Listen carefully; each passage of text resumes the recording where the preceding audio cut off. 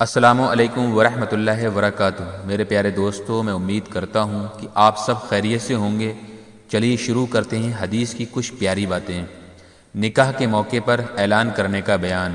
اللہ کے رسول صلی اللہ علیہ وسلم نے ارشاد فرمایا، جب حضرت عبار رضی اللہ عنہ نے اپنی بیٹی کا نکاح کیا تو انہوں نے دف بجا کر اس کا اعلان کیا۔ اس کی آواز سن کر نبی صلی اللہ علیہ وسلم نے پوچھا، یہ کیا ہے؟ یعنی کہ یہ آواز کیوں آ رہی ہے؟ اس پر لوگوں نے کہا، حبار نے اپنی بیٹی کی شادی کی ہے۔ اس پر نبی صلی اللہ علیہ وسلم نے فرمایا، نکاح کا اعلان کرو، یہ نکاح ہے، زنا نہیں ہے۔ اسلام یہ چاہتا ہے کہ جب بھی دو انجان مرد اور عورت ایک رشتے میں بندھیں تو یہ کام چوری چھپے نہ ہو بلکہ کھلے عام ہو اور سب کو اس کی خبر ہو، کیونکہ چھپ چھپا کر کیول برے کام ہوتے ہیں، اور اس طرح چوری چھپے نکاح کرنے والے لوگ اسلام کی تعلیمات کے خلاف جا رہے ہیں۔ جو چوری چھپے نکاح کرتے ہیں اسے بھی زنا کے برابر قرار دیا گیا ہے۔ حضرت علی کے پاس ایک شخص آ کر کہتا ہے، حضرت دور جہالت میں نے منت مانگی تھی کہ میرے بیٹا ہوگا تو میں کتے کے ساتھ روٹی کھاؤں گا، میرا بیٹا ہوا، بتائیے میں کیا کروں؟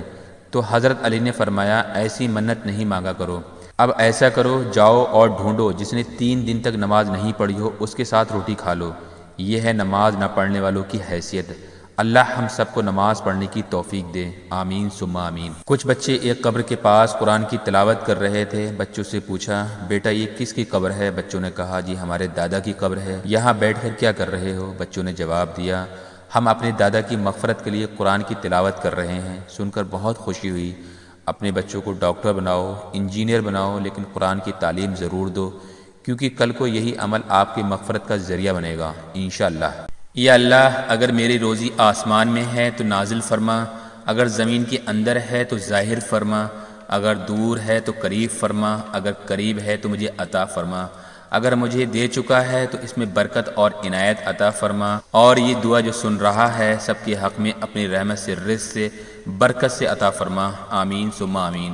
حضور صلی اللہ علیہ وسلم ارشاد فرماتے ہیں، اللہ تعالیٰ فرماتا ہے کہ میرا بندہ کسی بھی حالت میں مجھ سے جو بھی گمان رکھتا ہے میں اس کے پاس رہتا ہوں، جب وہ مجھے یاد کرتا ہے تو میں اس کے ساتھ رہتا ہوں، اگر وہ مجھے دل میں یاد کرتا تو میں بھی اس کو اپنے دل میں یاد کرتا ہوں، اگر وہ مجھے کسی مجلس میں یاد کرتا ہے تو میں اس سے بہتر مجلس میں اس کو یاد کرتا ہوں، اگر وہ ایک بالش میرے قریب آتا ہے تو میں ایک ہاتھ اس کے قریب آ جاتا ہوں، اگر وہ ایک ہاتھ میرے قریب آتا ہے تو میں 2 ہاتھ اس کے قریب آ جاتا ہوں، اور اگر وہ چل کر میرے پاس آتا ہے تو میں دوڑ کر اس کے قریب آ جاتا ہوں۔